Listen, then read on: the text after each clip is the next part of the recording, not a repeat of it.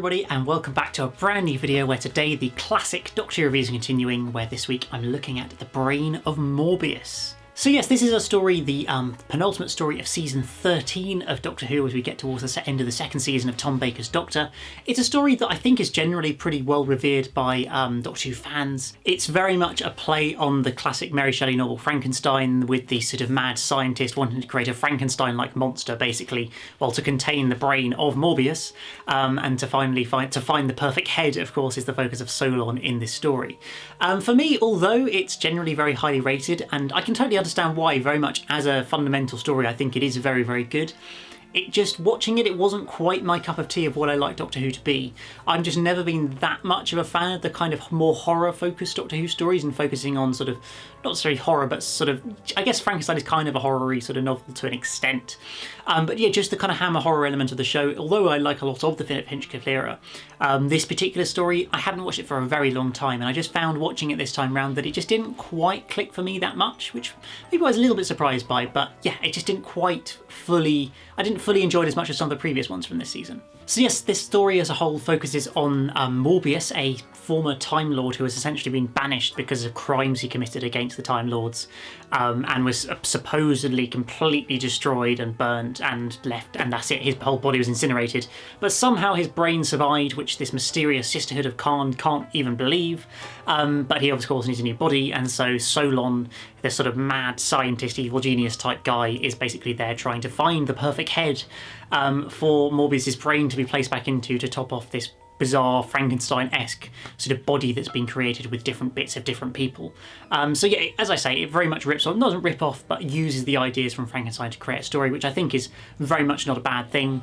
I do think it's quite interesting, of course, the focus on it being the Doctor's head is the perfect head that Solon's obsessed with having, and spends the whole story wanting to be able to get and be able to use, even if at points it maybe doesn't fully make sense as or being particularly necessary for it to be the Doctor's head, but that becomes such a big focus of the story. And this story also sees our first visit to the planet Karn, and it just gives us an interesting look into some more kind of things related to the Time Lords and Gallifrey that's quite rarely explored in the programme at sort of these earlier eras of the show. Of course, there's the occasional Gallifrey related story, but there's not very much of it. And so going to the planet Karn, which is in the same sort of constellation as Gallifrey, or was very, very close to Gallifrey, is certainly the implication, meeting a former Time Lord who's been kind of banished and killed supposedly in Morbius, the Sisterhood of Karn, who are seemingly supposedly as powerful as the Time Lords, or nearly, these immortal beings that use this mysterious sort of potion liquidy thing to make them immortal, the elixir or something I think it was,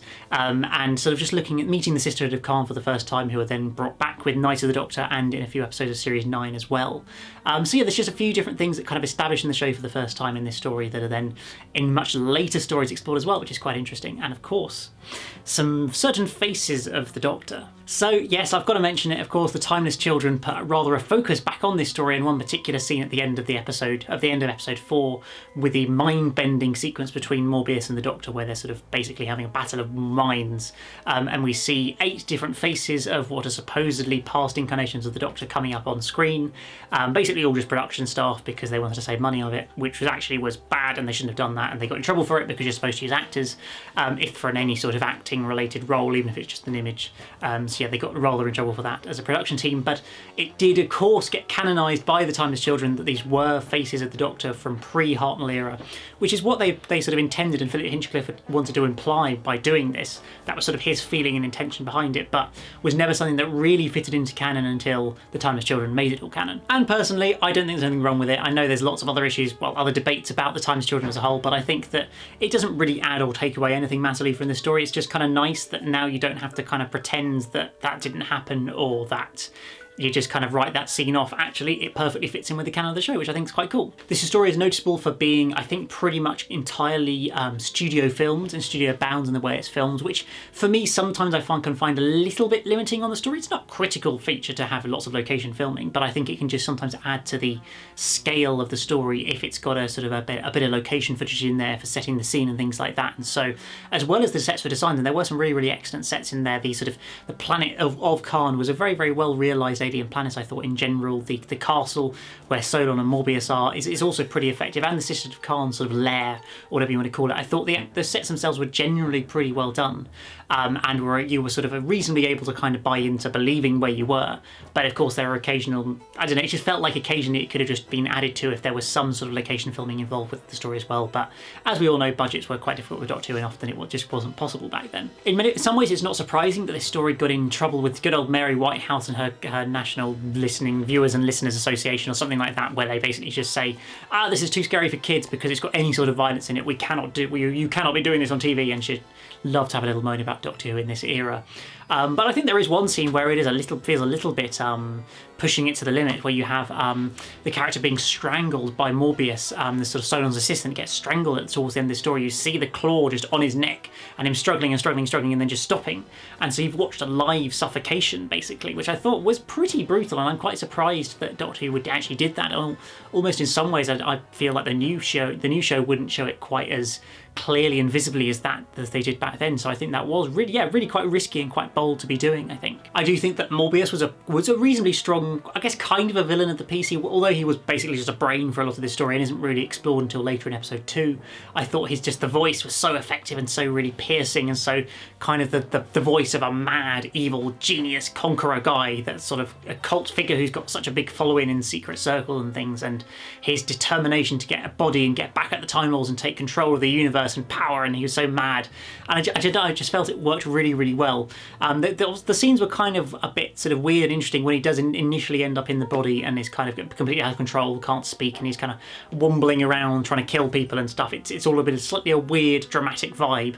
But then once he gets his kind of voice back and can be this real, mad, powerful villain, I think it works really, really effectively until he's ultimately destroyed. So yes, The Brain of Morbius, it is a very, very solid story. There's not anything particularly wrong with it. It's just a type of story, a genre of story that isn't quite my kind of favourite, I think, my cup of tea.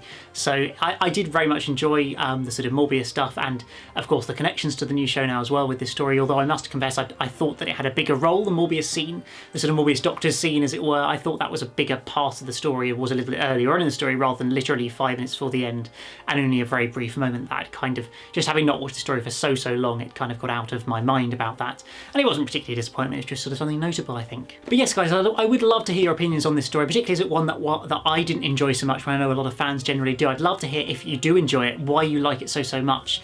Yeah, it'd just be really interesting to hear people's sort of opinions, and maybe it'll make me kind of reassess my opinion, I guess, if you guys are sort of substantially very positive about this episode. But yes, that was my review, my fairly brief review, but my review of The Brain of Morbius. I will be back hopefully next week if the planning works out, to review The Seeds of Doom, the final story of season 13 of Doctor Who, a classic 6-part story that I'm certainly looking forward to watching and reviewing, so I hope you guys will stick around for that, hopefully next week. But apart from that, as always, hit that like button, that subscribe button if you're new here, and I'll see you again very soon for a brand new one.